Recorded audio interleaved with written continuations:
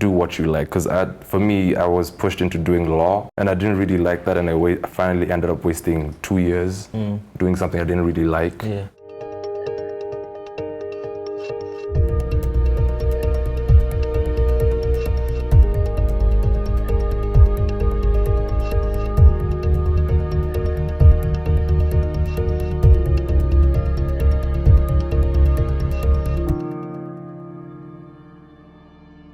Hassan Ali is a young upcoming animator, illustrator, and design thinker with a passion for comic books and character storytelling. Hassan eventually dropped out of law school and switched to animation studies to pursue his life dream of building a career in the creative arts. Hassan's mantra is to do what you love and the best of life will follow. This is his prototype. What's good, bro? How's it going? Not bad. Yourself? Good, man. Good to see you. Thanks for having me. You're a lot taller. Well, you've always been taller than me, but now you must be like 6'3", 6'2". 6'2". 6'2"? Yeah. Wow. Well, it's not that big nowadays. It's just 6'2". I just stopped growing that way, but yeah. It's fine. I've accepted it. Stop eating ugali. Well, before we get into all of that, okay. Clearly we're buddies. We've known each other for some time. Yeah. But for the benefit of everybody else out there, do you just want to introduce yourself? My name is Hassan Ali. I am an animation student, currently finishing my undergrad in ADMI, Africa Digital Media Institute, and I am an animator. When we knew each other in school... Yeah, you're way ahead of me. I mean, I was ahead of you as far as class was. Class. And I was kind of like outgoing in as far as you're the doing cool kid. what I you were wanted one of the to do. cool kids. I was one of the cool kids. We had a very cool principal, so it kind of helped. Yeah, it did. Yeah. It did. But I mean, at that point in time, when we knew each other, we didn't speak too often, but we would see each other on school. Yeah. But back then, did you know that this was the direction you'd be taking? That you were going to move in the visual arts, animator, illustrator role, the creative side of things. Did you know that this was where you were going? Not really. I had no clue. When I saw you the first time, you were in like year 13. Year 13. I was like in year 9. Yeah. So when you left, when I finally started going to like year 13, year 12, when I finished, I had no clue. I just knew that I like to scribble sometimes. I like to draw. Like I was the guy that always vandalized on the desks, the lockers, everywhere. Until when I finished and graduated, I found out that like, what am I gonna do? I can't just do law. I hate law. I can't do literature. I can't at all. Yeah. And then one time, principal, she was like, since you like drawing, why don't you just pursue graphic design or animation? I was like, what's animation? Because I used to really love drawing comics.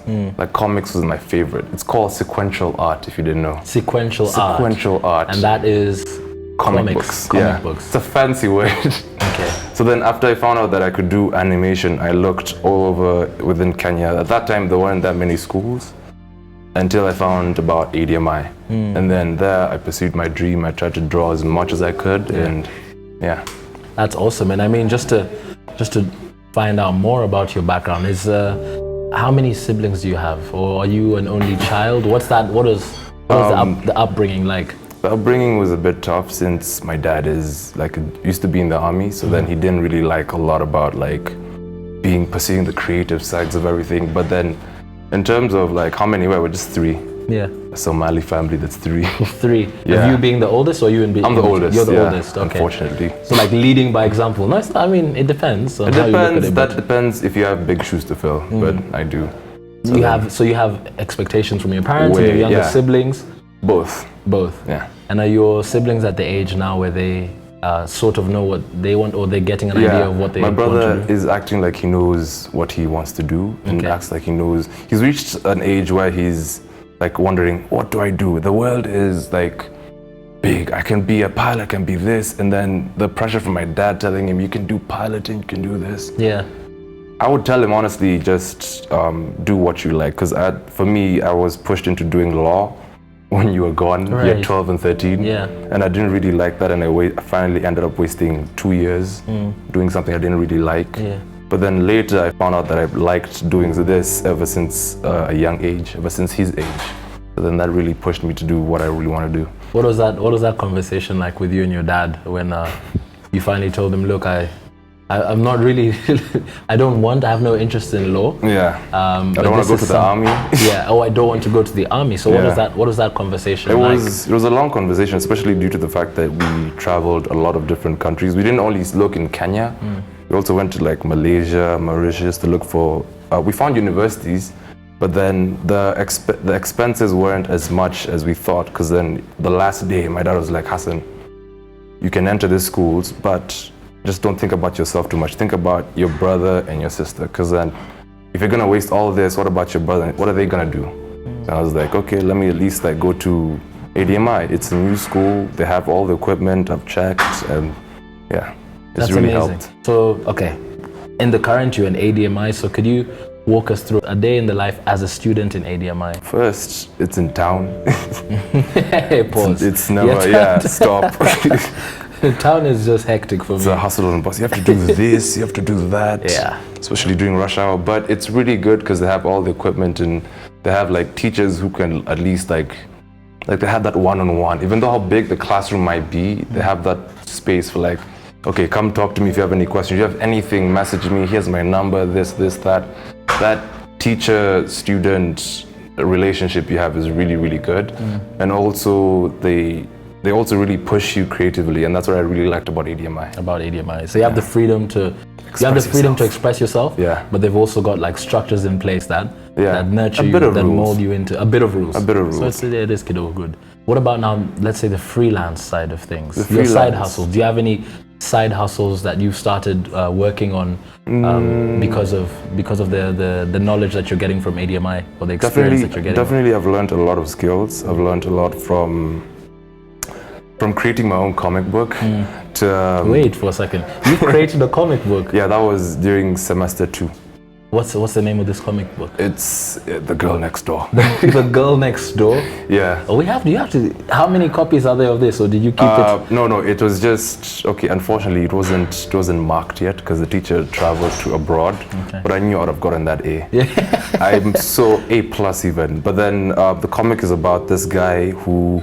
The first scene, he's in the elevator, waiting for the elevator. He's got his bag from his 9 to 5. He's like, I hate my job. I really hate my job. All of a sudden, the elevator opens. Then he's talking to himself. All of a sudden, when the door closes, he's like, wait, hold the elevator. He holds it. He holds the elevator. Some lady enters. He's really nervous. He's like, oh my God, who's this? He looks at her from head to toe, as in, you know those montages where you see the eyes, and then you look at the eyes, you see the lips, and all of a sudden the eyes look back at her, and then back at him, and then he's like nervous, like, oh my God. And then all of a sudden he notices that they're going to the same floor. He's like, oh God, wow, okay, she must be the new girl from room 360, whatever. I don't remember the name. But he reaches the door, you can see her from across the hall, and then they make this last glance at each other. Before she opens the door and enters, he looks at the door, he's like, nah man, I can't. Let me go say hi to her. He goes to the door, knocks, and then who opens the door is really surprising. It's some big, buff dude. Opens it like, what do you want? He's like, I came to say hello, I'm the new neighbor. He's like, okay, bye. He leaves, he's like, I'm never gonna see those guys again.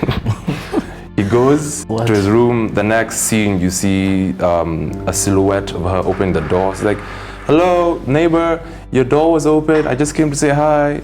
And then she notices like, he's not here. She goes to the room, looks at the room is really dark. He turns on the lights.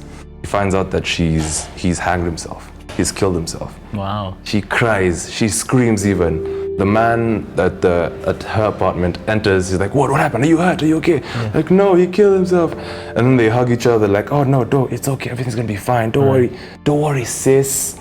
Oh, no. And that line really just emphasized. I'm not really good at script writing, but that line is supposed to emphasize that he thought it was gonna be the boyfriend. Kuma is the sister, and he's like, God damn it, I killed myself for no reason.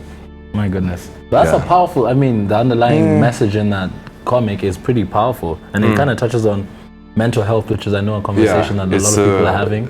A lot of youth are having, especially this generation with people on their phones all the time. They get anxiety. I know mental health is something that has struck close to home for me. Even there was a point I put out a song about it and all that. Is that something for you as well that you've had to overcome, or you're still experiencing? Yeah, I've had like moments where out of the blue, like for me, I'm a perfectionist when it comes to also my work. The times where it reaches a point where I'm like, God damn it, I need to do better, You give yourself that kind of anxiety to the point where you're just like, God damn it, I can't even breathe. To the point where, you know that feeling, your chest is contracting, you can't breathe, you're shaking a bit. And it reaches a point where I realize, like, why I'm even having this with my own family. Like, I'm at the dinner table and I'm literally having an attack for no reason. That's why I realized that social anxiety, like mental health, is also a really, really big thing, especially with people these days, and this generation also. Because back then you never heard anyone say like, yo man, not as much. I'm from the farm, bro. I had this anxiety attack. Jesus Christ. I think it was kind of cool back in the day to just toughen up. Like you toughen up as you grow older. Because everyone had those sailor hands. People are like, they were like tough. I know what you mean, bro. But wait, okay, since we did touch on mental health, and like I said, it's something which is close to me as well. You know, those days when it's just so tough, like you said, having to deal with sitting with your family at the dinner table. You're like, I wish I wasn't here. The other days you have to get up to go to attend class or something, you know, and you just don't want to, you want to sit at home with the curtains drawn all day or sleep. Those kind of days, how do you overcome those days? What are some of the routines? The things that what are some of the well, like you said, I wouldn't routines? say like I have like a proper remedy for it, but I would say that I have like steps. Like let's say, for example, like going out, for example. Like I've seen you in the scene a lot, So let's say going out, let's say you haven't gone out in like 2 months. You've been working, like, today I'm going out. I'm gonna Roomba, I'm gonna shake my booty a bit, have fun. So then before you go out, you get that anxiety, like, who am I gonna see? What am I gonna drink? Like that. So my steps for that, I only found a few steps that could cure that. For me, I start by working out a bit, like going for runs, like eating a few fruits and like, you know, some healthy things. When I step out, immediately I step out of the door, I say hello to the first person I see. I greet the first person, be it the M-Pesa guy, the guy for the Uber, the taxi, whoever, it doesn't matter. The first person I see, I say hello, I talk about whatever. And within that conversation, it doesn't have to be like, oh, what do you do? What's your, just like default questions. I ask questions like, what do you think about Brexit? It's a random question. Something random to just random, as in just don't, the key is just don't judge yourself. Don't judge yourself whenever you're asking people questions. Don't judge yourself. Because the biggest critics for me, I believe, is not the other people. It's the conversations, not the conversation with yourself, with other people, it's on with yourself actually. That's what hurts. I know I'm somebody who's, I'm somebody who tends to be too hard on myself, like that perfectionism syndrome, whatever you want to call it, is something that I know has applied to disease. Me. But now as far as the mental state of affairs, your mental health, how you feel, your feeling, how does that cross over into your work? And is there certain pieces of art you found yourself drawing, or is there certain ways that you express yourself visually when you're in one mood, and then in another mood it's like a different flavor comes out? I know what you mean. Like one time I couldn't draw it all completely.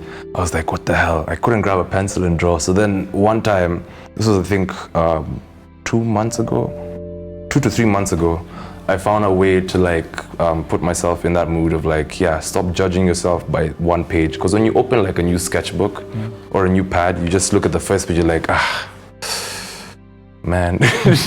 So then I looked at the first page, I was like, okay, what can I do differently? So I decided to like not judge myself. I took a pen, a Sharpie, in fact, actually, it was a Sharpie, scribbled as much circles. I didn't even look at the page. I was just watching like some dumb things on Netflix and started scribbling. So whenever I finished like the first 30 minutes, I looked back on the page and I was like, oh, okay, that's me without caring, without being like judgmental to myself, free of thought. So I looked at that and started drawing the first thing I see on that blank thing. And then afterwards I realized like, why didn't I start drawing with pen? Because that helps you also, not only with anxiety also, but also with perfectionism. Like I would be too much of a perfectionist when it comes to like drawing. Like let's say I finish a piece, I'm like, I could do something better. Part of me is like, okay, before I mess it up, let me take one picture before I mess it up. So that I found a way to like do it by drawing with pen fully. So I don't judge every line I have, every stroke, every line, nothing, no judgments. And that makes you better. That makes you better. Way no, better. I can see that. I can understand that. Yeah. So it's been like a sort of therapy for you. Art in some moments. Yeah. Like a release of therapy. Just Yeah. That's powerful. Because then I wanted to know then on the flip side, of things, what have been some of the milestones, the best moments that you've experienced, or the better moments that you've experienced? Because I feel like the best is still yet to come. We're still so young, bro. You know what I mean? Yeah, way young. But on the flip side, moments that like successes, and you were like, I'm on the right path. This is the first success I ever had was it's my moment. Was when I finally drew my first portrait. It was, believe it or not, it was 2017. I drew my first portrait, and it was I don't know if I should say this, it was my ex. There's nothing wrong with that, at least. But yeah, no, it was, I was really, really passionate the whole week. I was like, what can I do? I can at least like something. And I thought about, wait, she has a profile picture, yeah? Her birthday is coming up next week, yeah? So then I was like, let's go. Start drawing, start first sketch, and I was like, wait, this is actually turning out. But the worst part is that whenever you have like a milestone to, like you said, a milestone to overcome, there are always some challenges. Yeah. The biggest challenge was that profile picture. It had, you know, those Snapchat filters? Yeah. The flowers. The flower crown, which is everywhere now. What? Yeah. The thing was hard. Coloring that, But I overcame it, and then luckily she really liked it. Yeah, and after that I kept drawing more and more. And then one time I was like, you draw all these people, all these girls, but you can't draw me. And I'm like, Mom, please. Well, shout out to your mom anyway. Your industry, I would consider to be, it's relatively new because it's new, even it's new to Kenya, considering where we are, exactly. Yeah. So I guess what are some of the challenges that you've faced being in such a new industry, and as far as packaging yourself and even branding. Just like branding, and even the other day I saw you, because I stalked you on Instagram a little bit. Are you stalking me? You stalking me? Look, I had to find out what's going on.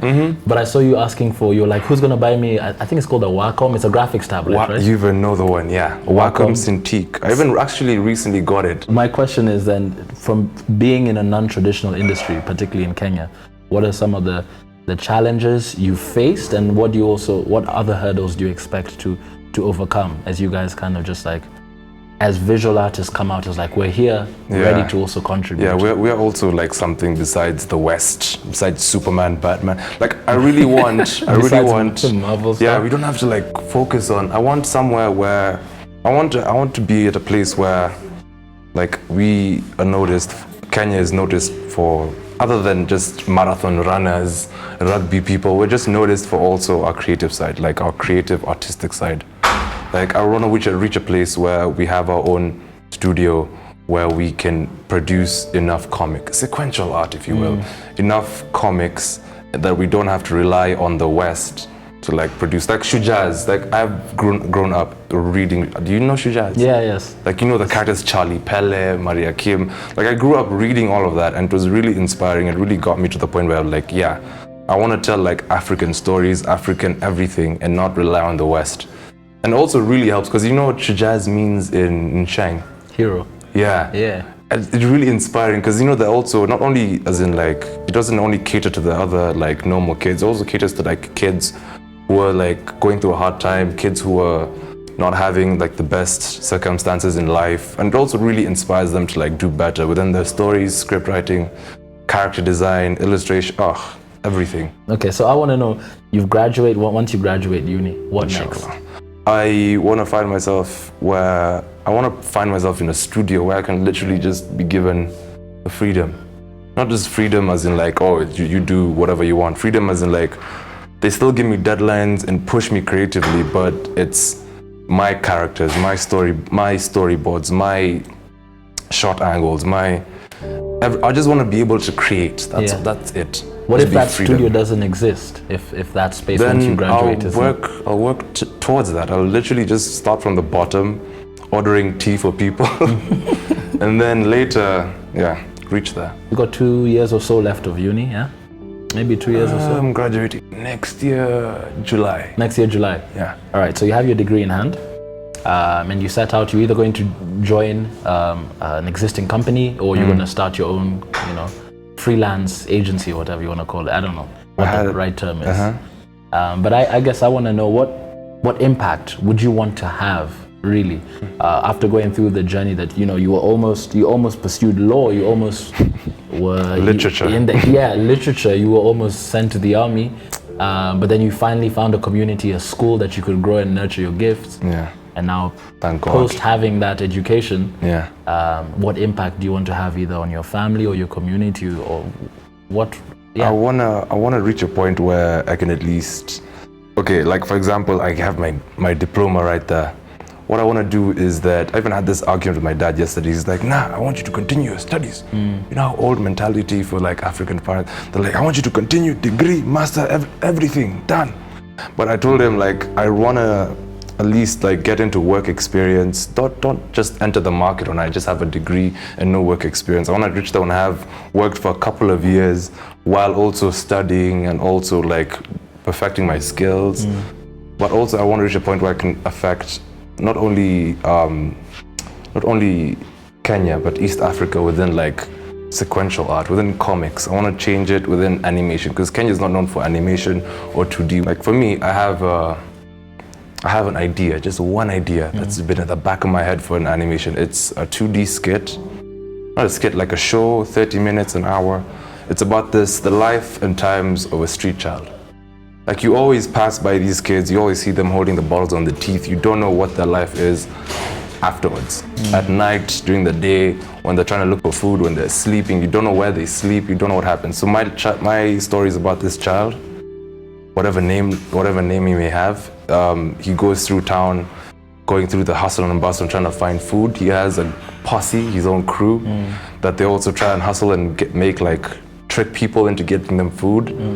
And I really want to make the story really unique, because I want to make it like all about Kenyan lights. Because you don't ever see Kenya about like the lights, the nightlife. You never see anything, because I want to give it like that ambience, about like that twinkly light kind of feel, that sunset kind of feel, that lofi feel, if you will. Because I want to give it that nice, there's no words for it. There are no words for it. Yeah. No, but we look forward to seeing that. I'll be following. It's just stalking. I'll be stalking, like it's the same way I jumped on your Instagram page. Some of the characters that you've created are just insane. Just insane. So I'll definitely be following that. Thanks. What, if any, advice would your older self give to your younger self? To my younger self, practice. Because people usually think, whenever they see my sketchbook, because I'm like, oh my God, this is so easy. You must have done this so easily.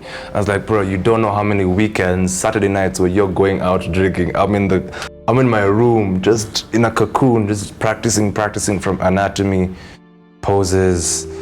I'm the worst at landscape. That's what I would tell myself, just practice landscape.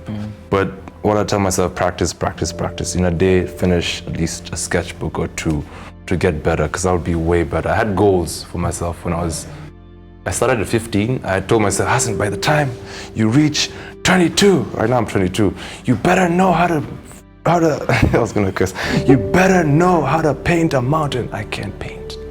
I can only sketch and use markers and you paint digitally, but not like Bob Ross. I can't do any of that. And that's something that you're working on now? Or yes, is it just like you're staying in your lane also? No. I have to try at least like push myself a bit, like try and draw, just try a beach scene. It's easy, just try. Try it. The next day, try something harder. It's like a muscle. You know when you go, okay, I don't work out. You know when you work out and go to the gym and you don't go for like 2 months? It's like, it gets like, you gain, what they call your gains, Your gains are gone. Yeah. So then, it's the same with drawing. Your artistic gains are gone. You won't remember how to draw. Like, how do you draw a hand? You're just like, what the hell? A leaf? You just end up drawing stick figures. So that's practice, practice, practice. And are there any inspirations or people that you kind of... there are many. Yeah, people that... Yeah. For me, recently I found this one. I had many when I was 15 that I still follow till today, but for me recently I found this guy called Bank Slave. Have you seen that picture for that graffiti picture on the wall for Nipsey Hussle? Nipsey Hussle. All money in, yeah. R.I.P. Yeah. He killed it. Bank Slave has been on the scene for decade plus. I can't believe I just found out recently. Yeah, he's insane. Damn. And all shout out and respect to him. All shout out and respect. But for me, recently, what got me into drawing comics was, I don't know if you know this guy called Jim Lee. Okay, let's just start. Jim Lee, Humberto Ramos, J. Scott Campbell, and Stan Lee, R.I.P.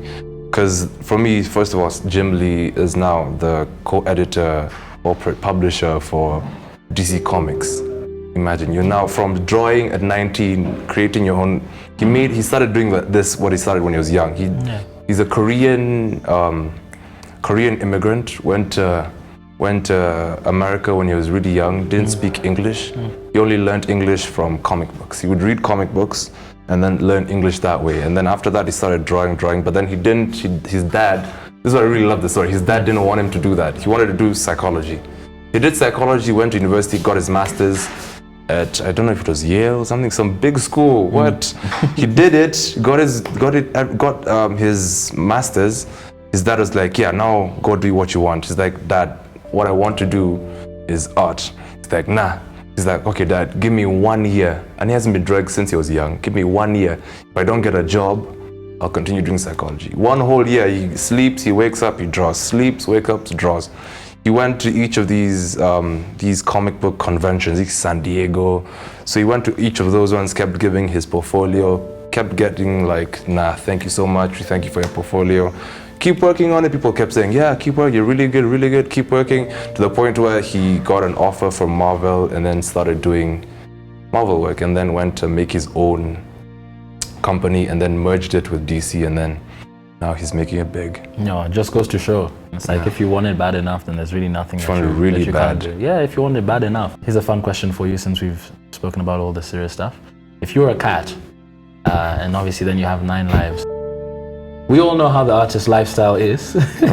I'm not saying it's a blanket statement for everybody, but so if you were a cat, how many lives what life do you think you'd be on right now if you were a cat? Hey. Just thinking about the journey that you've been on so far. You don't have to give us the nitty gritty details. 10. You'll be on your 10th life? Damn. Okay, that's interesting. What about you? I think I'll be on my 7th life. I know 7's my lucky number. Yeah, but I think dangerous. What? Yeah, I've lived on the edge. You're an old soul. Pretty much on the edge. Yeah. I haven't held back much, so I think I'll be on the 7th life. But I want to be that Garfield where you just like hate Mondays and just like look at someone's glass and then just pour it. Furthest you go is the front door. Yeah, the bare minimum is the carpet. I can't live like that. Yeah. I can't live like that. Okay, so I always ask people to, if you could summarize your life, yourself in a few words. Or if there's a quote you live by, what would it be? What would those words be that describe Hassan Ali, the illustrator? The extrovert by sight, but the introvert by heart. Extrovert by sight, but introvert. I love that. Meaning, like, you can see me, you can say you know me. Like, people have assumptions of people. Always, whenever they meet them, like when you go out, you can see someone like, I know that guy, I know that Jama. Yeah. He's like this, like that, like that, like that. But to really know someone is to really like have at least like these conversations we're having. That's how you truly know someone. Like, if you look someone properly in the eyes, you can even tell like what's really messing them, what's been the deepest secrets, if you will. I get you, I understand. But by that I mean like extrovert by sight, introvert by heart. No one really knows me until they know me. Yeah. I appreciate it. And with that, thanks for taking the time to come here. Thanks for having me. Thanks for having me. Because besides that, like I said, we only bump into each other when we're out for seconds. So and I really didn't know that you had so much talent as well doing this. As far because I'm not really talented. Like you're talented. It's not like piloting or engineering. No, you're a great dancer. I'll say that. Okay, you're a great dancer, like above average. So thank you for also just kind of like taking the time to come here and just tell us more about you and your story. Thanks for having me. Is there going to be any kind of viewing soon? Where can we either see your work? Firstly, I'm hoping there will be some sort of like exhibition of some sort. Portfolio page. That. And then also, where can other people find your work? You can find my art on my Instagram, just _Hassan.Ali, but the S is with 5s. You see the creative side now. Yeah, it was a tough handle. And so I'm just going to keep on rooting for this exhibition to happen now that I see more and more galleries in town and stuff around. Dude, I want to go for those galleries. I want to go for these what are they called? These wine and paints. Like, these ones where you go to someone's house, they're like 10 women, and then you're the only guy and they're just painting and they're not even painting, they're holding wine while the canvas is empty and they just talk nonsense. I'm telling you, this life is for you, bro. Dude, I really want to do this. What? Like, I really just want to go there. But hopefully a gallery. Perfect. God willing. Okay, cool. Thanks for having me, bro. Thanks so much for the time, bro. Until we meet again. Until next time. Yes, sir. Bless.